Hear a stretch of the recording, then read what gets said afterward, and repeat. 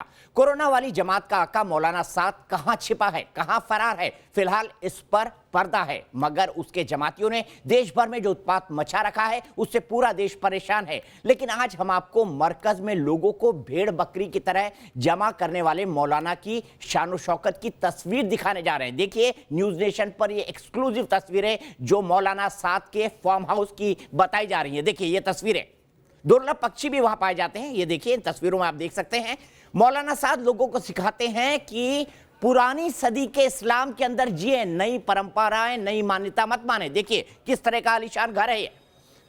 अभी तो आप सिर्फ बानगी देख रहे हैं इन तस्वीरों में, आप देखिएगा स्विमिंग पूल। ये देखिए 24 एकड़ का ये पूरा का पूरा फार्म हाउस है। इतने शानदार रास्ते बने हुए हैं उसके अंदर। 24 एकड़ का फार्म हाउस। और मरकज में आपने लोगों को देखा था कि किस तरह से भेड़ बकरी की तरह लोगों को रखा जाता है मरकज के अंदर। उनको कहा जाता है एक साथ खाए। देखिए मौलाना साद के एक रिश्तेदार विदेशी करेंसी के साथ दिखाई दे रहे हैं। एक ड्रीम होता है ना लोगों का, नोट के बिस्तर पर सोना, शायद यही करने की कोशिश कर रहे हैं। ये देखिए फुल फ्रेम में विदेशी करेंसी के साथ मौलाना साद के एक रिश्तेदार नुमाइश कर रहे हैं, सेल्फी खिंचवा रहे हैं, फोटो खिंचवा रहे हैं। ये तस्वीरें हमें हम तक पहुंचाई है हमारे सहयोगी रुमान उल्लाह खान ने। रुमान के पास भी हम चलेंगे।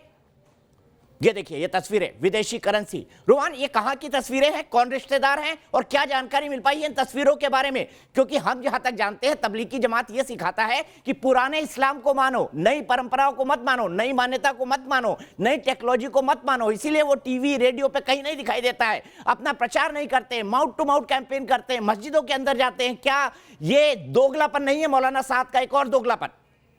देखिए बिल्कुल, वो अपने अनुयायियों को बोलते हैं कि पुराने इस्लाम को मानो, लेकिन खुद खलीफा बने हुए हैं। खलीफा मतलब जो कि इस्लामिक राज्य का बादशाह हुआ करता था, आलीशान जिंदगी जिया करता था और उसी तरह की जिंदगी जी रहे हैं। शामली के फार्म हाउस की तस्वीरें हैं जो टीवी स्क्रीन पर दिख रही हैं, जिसमें स्विमिंग पूल भी है, दुर्लभ पक्षी पाल रखे हैं और काफी बड़ी अकूत संपत्ति मौलाना साद साहब के पास है, जिसके बारे में जानकारी क्राइम ब्रांच जुटा रही है। और सीधे तौर पर सबसे बड़ी बात यह है कि इनके कुछ रिश्तेदार भी हैं जो कि करेंसी के साथ में, विदेशी करेंसी के साथ में अपने फोटो खिंचा रहे हैं। जिस शख्स की तस्वीरें दिख रही हैं इसके बारे में बताया जा रहा है कि मौलाना साद का भतीजा है।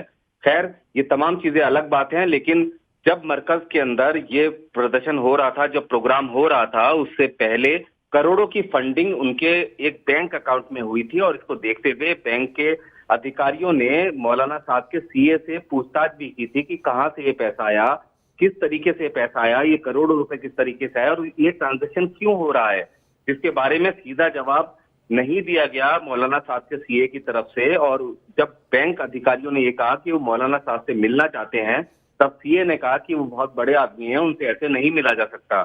सीधे तौर पर हवाला ट्रांजैक्शन की जो जड़ें हैं उसको खंगालने में क्राइम ब्रांच की टीम जुटी हुई है और इसको देखते हुए प्रवर्तन निदेशालय ने भी पीएमएलए के तहत एक मुकदमा दर्ज किया है। ये अवैध संपत्ति कहां से आई, किस तरीके से पूरी फंडिंग हुई है, ये तमाम जड़ें खंगाली जा रही हैं और जल्द ही किसी नतीजे तक एजेंसी पहुंचेंगी। और लेकिन ये तस्वीरें अपने आप में साफ कर रही हैं कि किस तरीके से मरकज के अंदर कोरोना से मरने के लिए अपने अनुयायी को छोड़ दिया गया था, लेकिन किस तरह की उनकी आलीशान जिंदगी है, ये तमाम तस्वीरें बता रही हैं। हालांकि इस फार्म हाउस पर अभी क्राइम ब्रांच ने अपना नोटिस छपवा कर दिया है, जो शामली में है।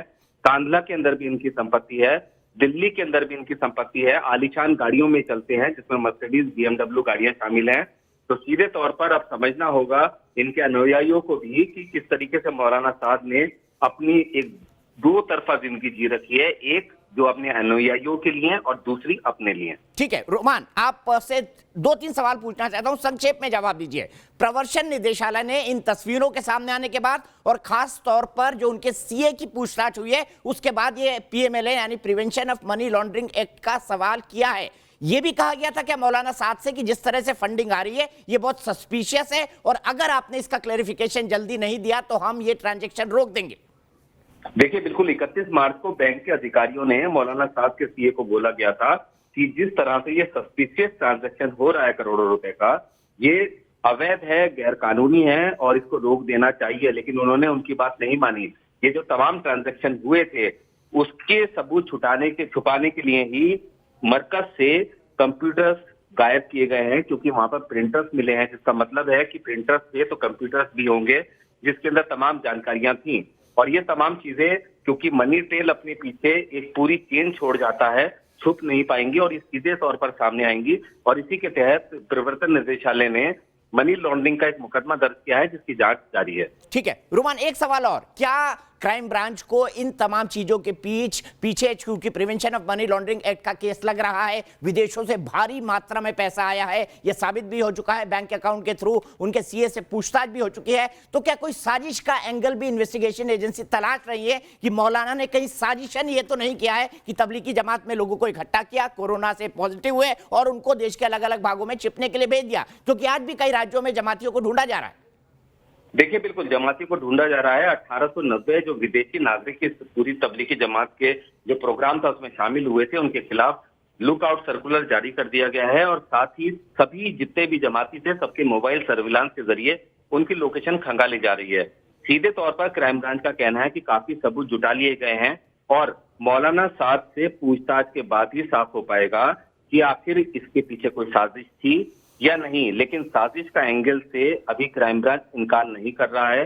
तमाम जो एस्पेक्ट्स हैं, जो तमाम जांच के दायरे हैं, वो खुले हुए हैं और तमाम सबूत क्राइम ब्रांच जुटा रही है। क्राइम ब्रांच का कहना है कि काफी सबूत जुटा लिए गए हैं। मौलाना साहब के बेटों से पूछताछ की गई है, उनके करीबियों से पूछताछ की गई, जिसमें 18 लोग ऐसे हैं जिसमें उनके बेटे भी शामिल हैं, साथ ही साथ मरकज से जुड़े हुए खास लोग शामिल हैं। 28 टोटल लोगों के बयान भी दर्ज किए गए हैं। लेकिन मौलाना साहब कहाँ हैं, क्यों फरार हैं, ये सबसे बड़ा सवाल है। अगर वो इस जमात के अमीर हैं तो उनको सामने आना चाहिए था। लेकिन सीधे तौर पर जो तस्वीरें टीवी स्क्रीन पर दिख रही हैं, इतनी आलीशान जिंदगी वो जी रहे हैं, तो वो कहीं भी हो सकते हैं, क्योंकि उनको कोई फर्क नहीं पड़ता कि उनके जमात के लोग किस तरीके से मर रहे हैं या कोरोना का शिकार हो गए हैं। रुमान, एक आखिरी सवाल, आपको क्या लगता है 304 लग गया है, गैर जमानती धारा है, कोर्ट में जाके जमानत लेना पड़ेगा, गैर इरादतन हत्या में साधारण तौर पर जमानत नहीं मिलती है, मौलाना साद की गिरफ्तारी तय है? क्योंकि हम मांग कर रहे हैं कि अगर मुरादाबाद में इनके चेलों के द्वारा डॉक्टरों पर हमला किया जाता है, उन पर एनएसए लगता है, तो मौलाना साद पर भी एनएसए लगना चाहिए। राष्ट्रीय सुरक्षा कानून, देश की जान को खतरे में डालना, यह अपने आप में बेहद घिनौना षड्यंत्र रचा था उन्होंने मेरे हिसाब से। देखिए, बिल्कुल सबसे पहली बात तो ये कि जो उनके ऊपर भरोसा करते थे उनके ही जान के दुश्मन वो बन बैठे और उनको इस तरह से वर्गलाया कि वो दूसरों के लिए भी कोरोना बन बैठे। तो सीधे तौर पर मौलाना साहब के खिलाफ जो पहले मुकदमा दर्ज हुआ था वो जमानती धाराएं थी, लेकिन अब 304 के तहत मुकदमा दर्ज हुआ है, तो कोई रास्ता ही नहीं है कि कोर्ट से जमानत के अलावा उनको कहीं से राहत मिल सके। गिरफ्तारी तय है, मौलाना साहब फरार हैं और वो डर रहे हैं। अपने कुछ नुमाइंदे उन्होंने आगे कर रखे हैं। हालांकि सीधे तौर पर जो भी उनके वकील हैं या फिर जो भी उनके दूसरे जो मरकज से जुड़े हुए लोग हैं, वो बिना पैसे के या फ्री में उनके तरफ से किसी भी तरह की बयानबाजी तो कर नहीं रहे होंगे। तो अभी भी वो अपने बचाव के लिए भी पैसा खर्च कर रहे हैं। उनके पास पैसा है, उनके पास आलीशान जिंदगी है, उसका वो फायदा अभी उठा रहे हैं। लेकिन सीधे तौर पर देश के कानून से वो बच नहीं पाएंगे और जैसे ही कानून उनके ऊपर शिकंजा कसेगा तो उनको जवाब देना भारी पड़ जाएगा। ठीक है रुमान, बहुत बहुत शुक्रिया इस जानकारी के लिए। खबर पर नजर बनाए रखिए, क्योंकि रुमान हमारे पास इस खबर से जुड़ा हुआ हर अपडेट दे रहे हैं। ईडी ने केस कर दिया है, यानी काला धन, अवैध धन आया।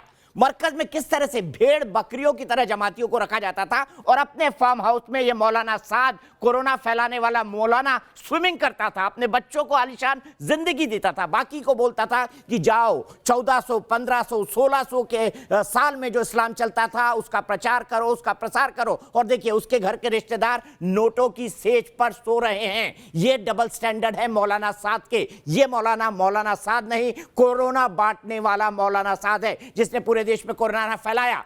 हम बता रहे हैं कितने गुनाह हैं कोरोना वाले मौलाना के। मैंने कहा था ये तबलीगी जमात नहीं, इनकी सोच के हिसाब से तालिबानी जमात है। देखिए क्या क्या गुनाह किए हैं कोरोना फैलाने वाले मौलाना साद ने। एक विंडो पे चलने देना, एक विंडो। देश को मौत के मुंह में धकेलने वाला और कोरोना वाली जमात से कोने कोने तक जानलेवा वायरस पहुंचाने वाला मौलाना साद अब तक सामने नहीं आया। 28 मार्च से अंडरग्राउंड मौलाना साद की तलाश में पुलिस की टीम दिल्ली से यूपी के शामली तक दबिश दे रही है। क्वारंटीन के बाद भी ना तो साद सामने आया, ना ही उसका कोई जवाब। बताया जा रहा है कि मौलाना साद कानून के शिकंजे से निकलने के रास्ते तलाश रहा है, मगर उसे अब अग्रिम जमानत हासिल करना मुश्किल है।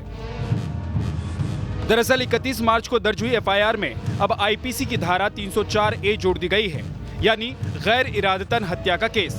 दिल्ली पुलिस के पूर्व डीसीपी रह चुके वरिष्ठ वकील एल.एन. राव कहते हैं कि अगर इस धारा का कोई आरोपी जांच में सहयोग नहीं करता है तो सेशन ट्रायल में अग्रिम जमानत मुश्किल है, मतलब गिरफ्तारी तय है। इस केस में धारा 304 आईपीसी लग जाने का मतलब है कि मोहम्मद साद और उसके साथियों के लिए डेफिनेटली मुश्किलें बढ़ जाएंगी। और क्योंकि क्योंकि एक साथ नहीं दे रहे, पुलिस की इन्वेस्टिगेशन में इसमें सहयोग नहीं कर रहे, इसलिए इनकी एंटीसिपेटरी बेल यानी अग्रिम जमानत होना थोड़ा मुश्किल हो जाएगा। अगर अग्रिम जमानत नहीं हुई तो इनकी अरेस्ट होना तय है। देर और लेटर और सूनर कभी न कभी इनकी गिरफ्तारी जल्दी ही क्राइम ब्रांच पुलिस कर लेगी और उसके बाद इन्वेस्टिगेशन, इनकी अरेस्ट करने के बाद इन्वेस्टिगेशन की जाएगी। इन्वेस्टिगेशन में पूरी इंटरोगेशन और साक्ष्य जुटाए जाएंगे और ये सारा इकट्ठा करने के बाद में जब चार्जशीट फाइल होगी 304A में, तो इसमें ऑफेंस बड़ा सीरियस है ये। अब आप समझिए क्यों लगाया गया मौलाना साद पर गैर इरादतन हत्या का केस। दरअसल तबलीगी जमात के मुखिया मौलाना साद और उसके 6 करीबियों पर महामारी अधिनियम और आईपीसी की धाराओं में पहले से केस दर्ज हैं, जिसके तहत महामारी अधिनियम के आदेशों का उल्लंघन, दूसरे लोगों की जान खतरे में डालना, लॉकडाउन का उल्लंघन, आपराधिक षड्यंत्र और जानकारी छिपाने का आरोप, टूरिस्ट वीजा पर आए विदेशियों को छिपाने का आरोप पहले लगा था।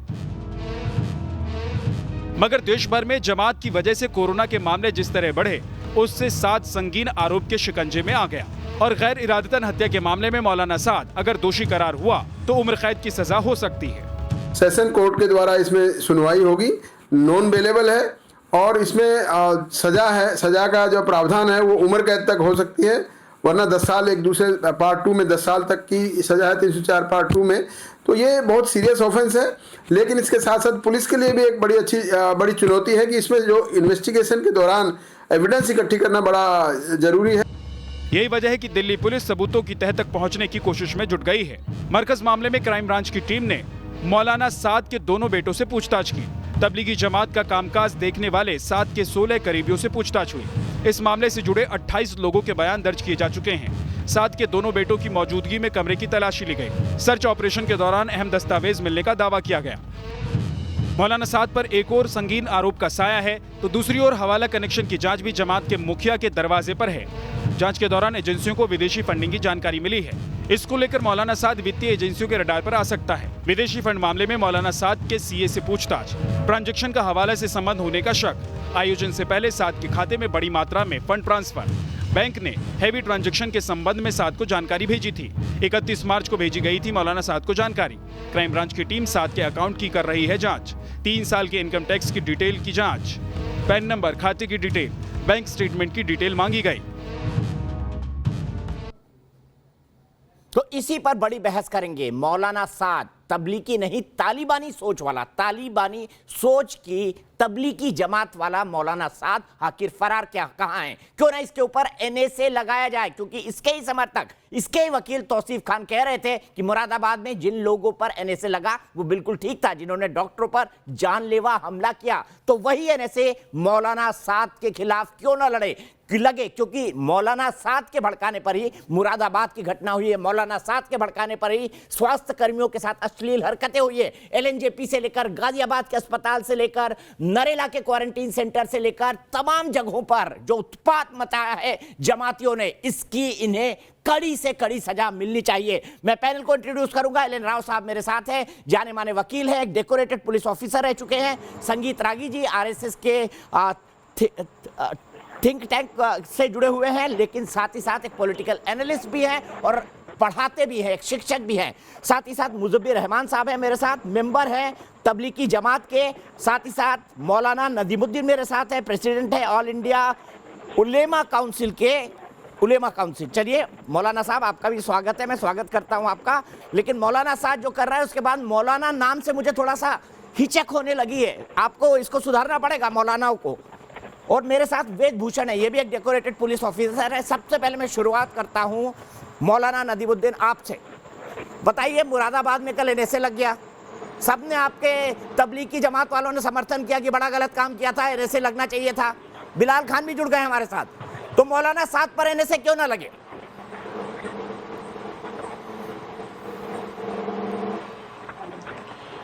देखिए, देश का कानून जिन लोगों ने तोड़ा है या जिन लोगों ने डॉक्टरों पर हमला किया, अटैक किया, उन पर एनएसए लगना चाहिए।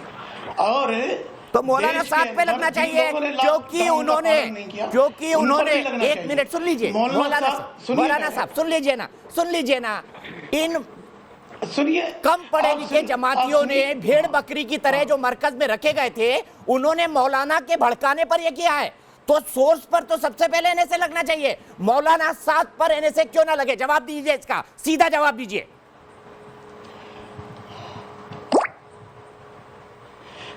नहीं, लाखों लोग जो रोड पर निकल करके आए, कल परसों महाराष्ट्र में निकल करके आए, सूरत गुजरात में निकल करके आए, वो किसके भड़काने पर आए? उन पर भी एनएसए लगना चाहिए।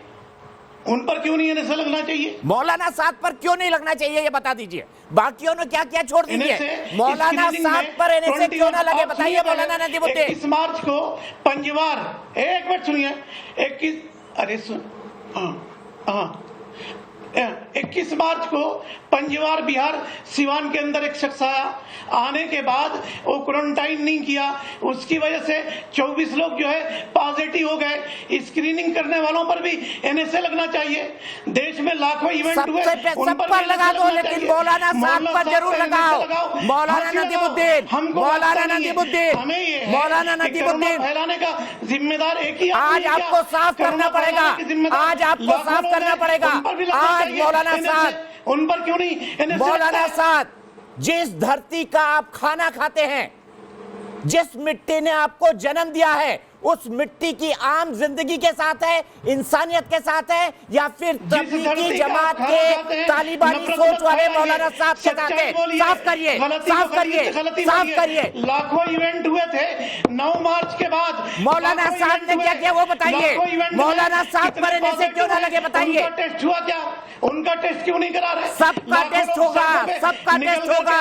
जमातियों को बहुत बोल दिया, कोई जवाब नहीं है। संगीत रागी जी, 10 रह रहे। मेरी माँ पुरानी कहावत बोला करती थी। उनका टेस्ट क्यों नहीं? मौलाना जी शांत हो जाइए, शांत हो जाइए। मेरे ख्याल से जो लाखों मजदूर एक साथ रह रहे, उनमें कितना करुणा है, उनका टेस्ट कराओ। उनके लेकिन मौलाना से साथ पर एनएसए मत लगाओ। धर्म का मामला है, धर्म का। संगीत रागी जी जवाब दीजिए। मौलाना नदीमुद्दीन बहुत बोल लिया, आप बहुत बोल लिए। संगीत रागी जी, क्यों ना एनएसए लगाया जाए, क्यों ना एनएसए लगाया जाए मौलाना साद पर? दीपक जी, मौलाना साद को पर एनएसए बिल्कुल लगना चाहिए। उनकी जितनी संपत्ति है उनको जब्त करनी चाहिए। उनको हो सके तो उनके परिवार के बच्चों को उनको अरेस्ट करना चाहिए। इसलिए अरेस्ट करना चाहिए ताकि वो अपने पिता के बारे में सुराग दे सकें कि वो कहाँ है। ऐसा तो हो नहीं सकता कि उनके बच्चे उनके बारे में जानते नहीं होंगे, मौलाना के बारे में। और मैं आपके चैनल को और आपको बहुत बहुत बधाई देना चाहता हूं इस बात को गंभीरता और स्पष्टता से कहने के लिए कि तबलीगी जमात मूलतः तालिबानी सोच का सूत्र है। यह तालिबान अपने आप में हिंसा में शामिल नहीं होता है, लेकिन यह हिंसा प्रदर्शित करने वाले। मौलाना नदीमुद्दीन खामोश हो जाइए, मौलाना को ऑडियो डाउन करिए, बहुत बीच में टपकते हैं। ये तालिबान, अलकायदा और मुजाहिदीन पैदा करने वाली सोच है। आप 1400 साल के इस्लाम की आप बात कर रहे हैं, तो मैं बता दूं कि 1400 साल का वो क्या, उसका मायना क्या है। यानी कि मक्का के अंदर जितने भी मूर्ति थे उन सारों को विध्वंस करो। यदि वो सोच है तो इस देश के 80% हिंदुओं को इस तालिबानी सोच के खिलाफ आज के दिन में खड़े होने की आवश्यकता है। उनको जानना चाहिए कि तालिबान का सोर्स जो 70 साल से हमने इस देश की धरती पर पाल रखा है, और वह भी इस देश की राजधानी दिल्ली में हमने पाल रखा है।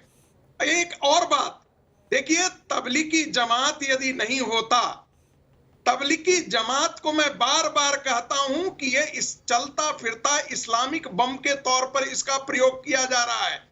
मैं ऐसा इसलिए कहता हूं कि इनके लिए यह देश काफिरों का देश है और काफिरों के लिए मौत है।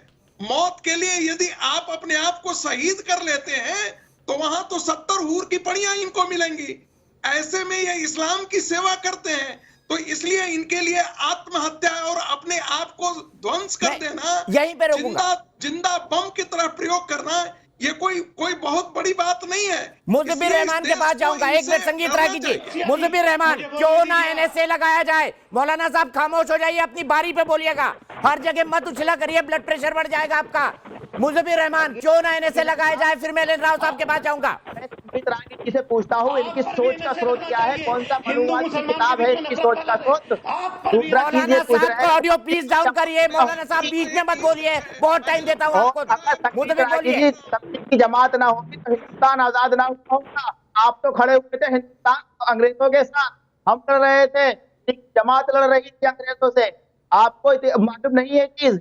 आप अपनी सोच का इलाज करें, मनुवादी सोच का। आप कहाँ से लाते हैं पूरा हिंदुस्तान जानता है। अरे मुजब्बिर ज्ञान मत दो यार, ये बताओ मौलाना साद पर एनएसए क्यों ना लगे? ये बताओ मौलाना साद पर, अगर मुरादाबाद के लोगों पर एनएसए लगा है, जिनको मौलाना साद ने भड़काया है, तो मौलाना साद पर भी एनएसए लगना चाहिए। बोलिए। बताइए कि आप सबसे पहले मुझे बताइए, बीजेपी के एमपी के ऊपर एनएसए क्यों नहीं लगे? लगा दे, मांग करता हूं। अगर उसने मौलाना साद जैसे गंभीर, अगर बीजेपी के किसी नेता, बीजेपी के किसी व्यक्ति ने मौलाना साद की तरह हरकत की है, तो उसके खिलाफ भी एनएसए लगे। अगर बीजेपी के किसी नेता एमएलए ने मौलाना साद की तरह हरकत की है, किसी भी संगठन ने की है, उसके खिलाफ एनएसए लगे। मौलाना साद पर क्यों ना लगे? जवाब दीजिए। आप डिबेट चलाइए पहले, किसी दिन आप डिबेट चलाएं, उस दिन मैं आपका साथ होऊंगा। आप एक दिन चला के दिखाएं अपने टीवी के ऊपर और मांग करके दिखाएं कि एनएसए चले लोगों के ऊपर, जिनकी वजह से मैं बोल रहा हूं बीजेपी के जिस विधायक, जिस नेता, जिस जनप्रतिनिधि ने या किसी भी पार्टी के जिस जनप्रतिनिधि ने मौलाना साद की तरह अपराध किया है, उसके खिलाफ एनएसए का मुकदमा चले। ये न्यूज नेशन चैनल की ऑफिशियल मांग है। अब बोलिए, मौलाना साद पर मुकदमा क्यों न चले? बोलिए मुजब्बिर, जवाब दीजिए। आप जैसे आप मौलाना साद साहब का नाम ले रहे हैं, आप पार्टी का नाम लेके बात करें कि फला आदमी के ऊपर एनएसए लगे, फला आदमी के ऊपर एनएसए लगे, आप नाम लेके बात करें ना, तब होगी बात। आप तो कह रहे हैं अगर किया है तो कोई, मैं कह रहा हूं अगर फलाना साहब ने कुछ गलत किया है तो कानून देख लेगा। ये लफ्फाजी है मुजब्बिर, ये लफ्फाजी है। देश आपको भी सुन रहा है, मौलाना को भी सुन रहा है। मौलाना साहब, मैं ये बता दूं आपको, मैंने पढ़ा कुछ दिनों पहले, इस्लाम में कहीं नहीं लिखा कि लोगों को मौलाना बनाओ स्वयंभू, कहीं नहीं लिखा। एल राव साहब, आपके पास आता हूं। अगर मुरादाबाद में जिन लोगों को साद ने भड़काया, जिसके भड़काने के कारण उनमें से पत्थर बरसाए, उन पर एनएसए लगा, तो मौलाना साद पर एनएसए क्यों नहीं लगना चाहिए? तर्क के आधार पर बताइएगा राव साहब। किसी तरीके का कोई सबूत नहीं है। देखिए जो मौलाना साहब ने जो एक्टिविटीज की हैं इसमें, और जिस प्रकार से इन्होंने कोरोना वायरस की बीमारी को फैलने में काफी मदद किया, और सरकार के खिलाफ सब बातें हुई, सरकार के सारे एफर्ट्स इसमें डिस्ट्रॉय हो गए हैं। इस 21 दिन का जो हमारा जो लॉकडाउन था, उसका मतलब भी इसमें धराशायी, मैं कहता हूं धराशायी करवा दिया है, क्योंकि जितने आदमी यहाँ के मरकज से निकलकर पूरे देश के दूसरे राज्यों में फैले हैं, उन्होंने ऑलमोस्ट 100% इसमें इंक्रीज इन लोगों की वजह से हुआ है।